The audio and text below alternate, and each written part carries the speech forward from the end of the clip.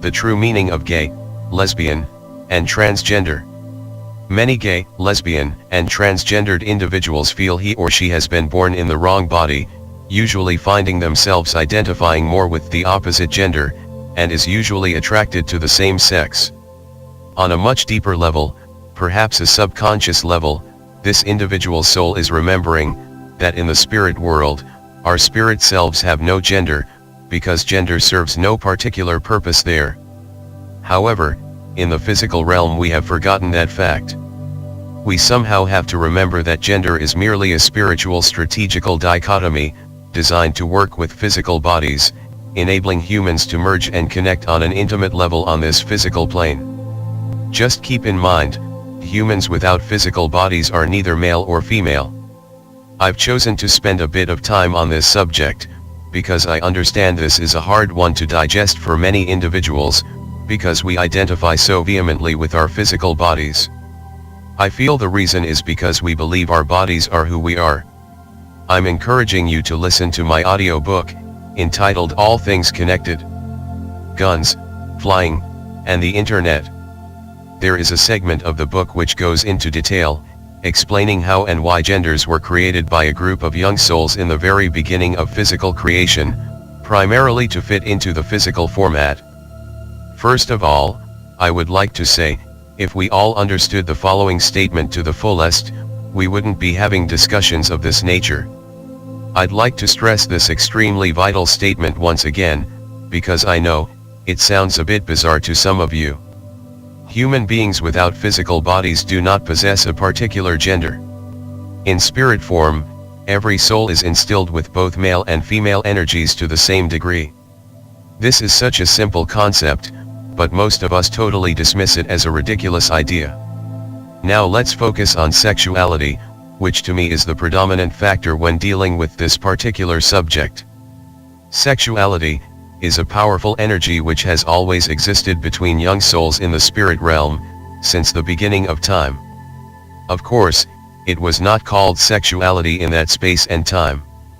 It was simply known as the merging of consciousness, which resulted in a very pleasurable experience. Whenever the young souls felt the desire to merge their energies with one another while in the spirit world, they connected together effortlessly, neither as male nor female, just pure energy being shared together simultaneously. In an attempt to fulfill that same desire in the physical realm, they were compelled to create physical bodies representing opposite genders, which became known as male and female. They accomplished this through a bit of spiritual and physical engineering, by first manipulating genetic components on a molecular level in the physical bodies they strategically designed.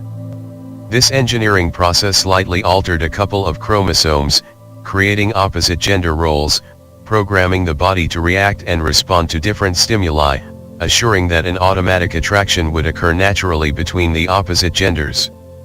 They created physical bodies for many reasons, but the primary reason was to emulate similar and familiar sensations amongst each other, which occurred in the spirit world while sharing and merging their consciousness. In the physical realm, this merging ultimately becomes known as sexuality.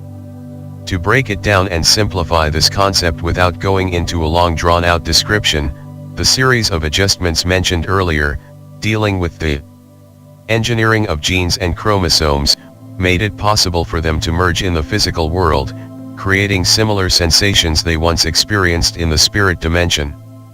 This merging eventually becomes known as intimacy, or sexual relations. Have you ever wondered why the issue of transgender is such a controversial subject? I feel the following description may have something to do with the controversy surrounding this issue, which plays a huge part when it comes to LGBTQ issues. The reason is rather obvious to me. It's basically about visible or non-visible genitalia, and people getting a visual of individuals of the same gender having intimate relations. I'll elaborate a little more on that in a minute. I'm not professing to know everything about LGBTQ. It is such a complex and delicate matter in today's society. I will, however, attempt to explain this in the simplest explanation possible. But it must be, not only explained, but understood, from a spiritual universal view, otherwise it will make no sense to most. When a transgendered person comes forth or comes out, this individual is remembering on a much deeper level, a point I made earlier, and that is human souls are neither male nor female, and this individual has either consciously or subconsciously gotten in touch with that truth. The entire gender situation sometimes causes a bit of a problem, primarily because in the very beginning of physical creation, we were assigned with different roles basically as a means of merging souls together successfully in the physical realm. Unfortunately, down through the ages, the entire gender concept has been taken to another level of perception, and extremely out of spiritual context. What I mean by that, is this. Many of us believe that men are supposed to do this. Women aren't supposed to do that. Because of these beliefs, any variance from those roles can cause a huge dilemma for many people. As an example, when a male in the physical realm gets in touch with his total essence, and he happens to identify more with the female energy, this causes much confusion. The following paragraph reveals some of the questions and doubts he might be faced with. Oh my God, my genitalia does not coincide with my inner feelings, so if I eliminate it, maybe I will be more accepted by society. Why am I identifying more with my female energy? This means someone must have made a mistake. I was born in the wrong body. Will I have to spend the rest of my life lying and hiding in a psychological closet, or ultimately coming out as a transgendered person having to encounter every stigma there is? We might view this subject more objectively if we all understood that it's not that unusual for a male to get in touch with the feminine aspect of his being, as it is not that far-fetched for a woman to get in touch with the masculine aspect of her being as well. It might surprise you to know that many humans, at some point in their lives on one level or another, has had some form of attraction to the same gender, and could have acted on that attraction, but never followed through, for reasons we don't have to mention. Once that line is crossed, we know all the stigmas and names that follow. This is a tough one for most men, because of the harsh judgments and rude stereotypes. Most men never ever want any part of their masculinity to be questioned or doubted in any way. And of course, most women feel the same about their femininity. But, keep in mind, the soul has no color, no gender, no religion, or race. That is the epitome of spirituality. We are all a part of one collective energy, broken up into small, but powerful units, called souls. We are all pure energy sources, and sometimes we feel the need and desire to share energy with other souls. In the physical world, this simple but beautiful exchange translates as intimacy, and it serves a very important purpose. This is one of the ways in which our souls bond and connect in this physical world. Through this act, our souls are remembering and emulating what it was like when energies merged together in the spirit kingdom, experiencing true feelings of bliss and pure ecstasy. That is the truest and deepest meaning of sexuality. We are truly starting to remember the real essence of who we are and where we originated. It's beginning to happen, faster and faster.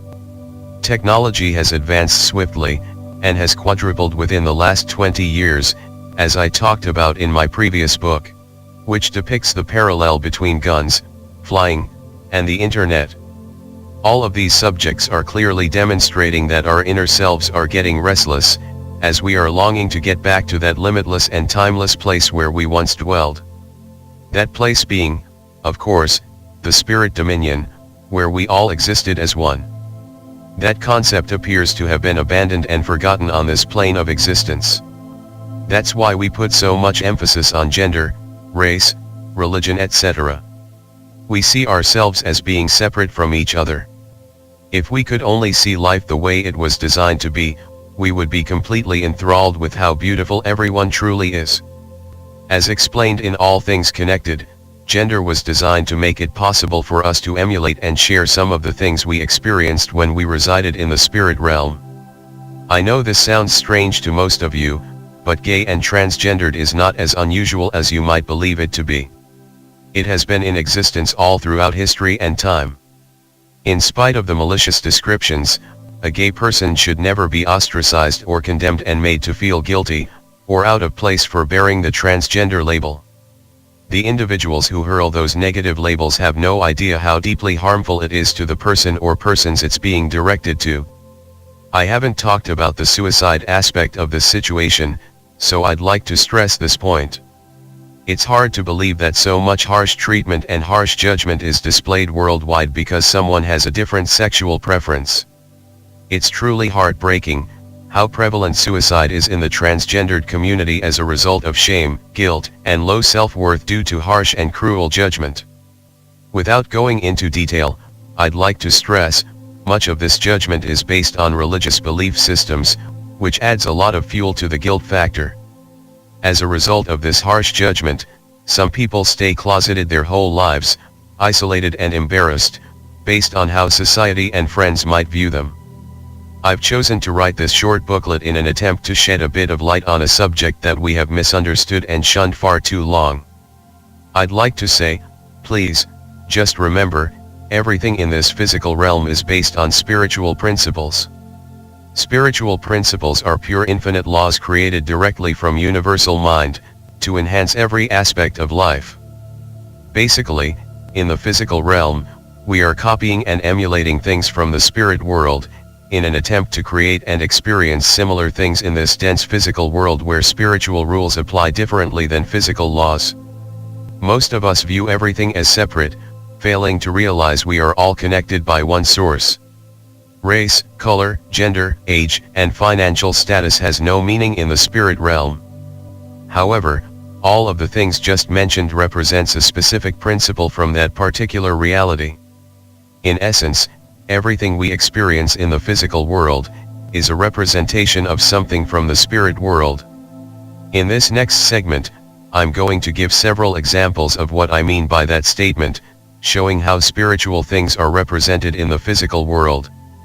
Let's begin with sexuality. Sexuality in the physical world is simply a representation of two souls sharing and connecting, the way we did while we resided in the spirit realm.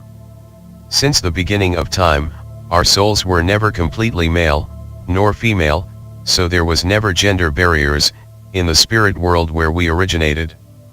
I understand, as humans it is mandatory that we adhere to certain laws, so that we can identify with one another from a physical aspect. Another example, human skin color, in the physical world, is based on something called aura. An aura is a bright color, filled with spiritual energy, which souls display while in the spirit realm to express certain levels of emotions. We place so much unnecessary emphasis on race and color. Most of us don't realize that different skin colors originated, based simply on geological locations, due to weather and climate conditions. Race and color were not intended to create separation amongst Earth inhabitants. In the beginning, the young souls realized the various skin tones made it easier for their newly developed physical bodies to adapt and exist comfortably in certain areas of the planet. Another example. Money, in the physical world, represents the freedom to attain or acquire things in the manner in which we effortlessly experienced and created them in the spirit realm. I know this is steering off course a bit, but we all know, when we possess lots of money, we can purchase lots of physical things. As in the spirit world, our bounty is limitless, allowing us to create anything we desire instantly. We are beginning to remember these things as we once experienced them in the spirit realm. I've used the race description and the money analogy, along with sexuality and gender to show that each one means something completely different than what we perceive them to be in the physical world. The following labels: gay, straight, bi, and transgendered, none of these descriptions have any meaning in the spirit realm. That's the point I'm trying to make in this writing. Labels are non-existent in the spirit realm and are only obstacles serving a limited purpose in the physical world. We should never let labels hold us back from enhancing our spiritual advancement. Why can't we at least be willing to open up to other possibilities that might enhance us spiritually? I'm not claiming to have the answers to all of the questions involved with issues fitting under the label of homosexuality. However, I'm not here to judge whatever the reason or reasons are, but I truly believe there are legitimate reasons why this is occurring. I mentioned earlier, that biological females sometimes get in touch with their male aspect, feeling more comfortable with that vibration, while some males confidently embrace their feminine side. I understand that most individuals are completely grounded in their natural birth gender role, never allowing themselves to experience anything that might contradict who they feel they are. That's absolutely normal and nothing's wrong with it. We all realize things were designed to work that way in this physical reality. My whole point for writing this book is to spread a little light on some of the things most people don't understand, or don't care to understand about this issue. Just to reiterate and clarify something I stated earlier. I mentioned that in the beginning, when the young souls first designed the human body, they did some careful engineering involving chromosomes, creating genetic codes to ensure male and female attributes are opposite but compatible. These were small but strategical actions to separate gender identity. Even today, through our current technology, we've discovered that it is possible to alter chromosomes. Alterations of this nature might cause changes to occur within a fetus, upsetting the genetic code, sending different messages to the brain. Technology has made that very possible and acceptable to most of us. My point is this: it doesn't matter what the reasons are, we just have to understand on the overall scheme and the spiritual scale of life, as sinful, disgraceful and harsh as this issue may seem to some of us, this subject doesn't even register as a judgment on the radar of universal mind. We are aware that a slight arrangement in genes and chromosomes can determine a difference in genders. Theoretically, a slight nudge to the left or right can alter things. Technology has enabled us to determine the gender of a fetus through scientific modifications. These modifications include altering genes, hormones, and chromosomes. Many individuals believe being gay or trans is a conscious choice. However, based on the contents of the previous paragraph, I don't believe that to be the case at all. Genes and chromosomes are the components that send messages to the brain. Once a message is sent to the brain from those sources, they are very difficult to change. It becomes embedded within the psyche and the message becomes real. As an example, if a chromosome is altered slightly within a male fetus, it is possible that the female energy might be assigned more prevalently to the brain. That person has not chosen this biological occurrence. For instance, if a woman ingests alcohol or drugs during pregnancy, the drugs might alter and interrupt the normal development of certain parts of the fetus, including the brain. The child could be born with serious physical impediments which are irreversible. It could result in a number of medical and mental problems for the child, for life. I'm in no way suggesting that being gay is a mental or medical condition, nor am I suggesting that drugs and alcohol usage during pregnancy can cause or trigger gay and lesbian tendencies. I'm simply trying to make the point that we know things can be altered physically, mentally, and biologically within the human body on certain levels. No matter what the reason is, it is possible that these things can occur. Changes on that level can also affect the gender gene. So let's not be so harsh on individuals who tap into their total beingness.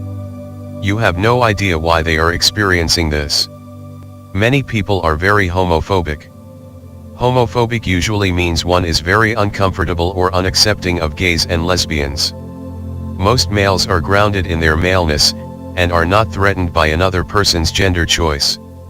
However, there are some males, who vehemently oppose socializing with other males who display outward feminine attributes, as if they are feeling it might take something away from their personal masculinity. What I'm about to say, might be rejected, and viewed by many as very controversial, but I truly feel it should be said. We must view things from a spiritual and universal point of view, in order to understand what universal mind is all about.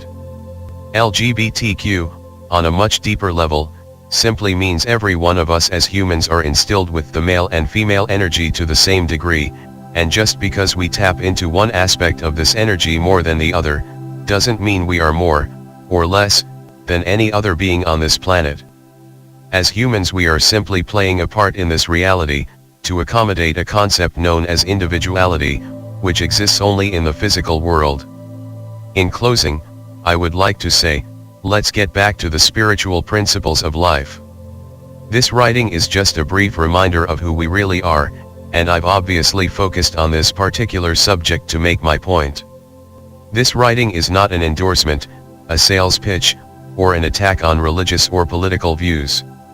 It's merely another way of looking at a subject that affects every human being on this planet in one way or another.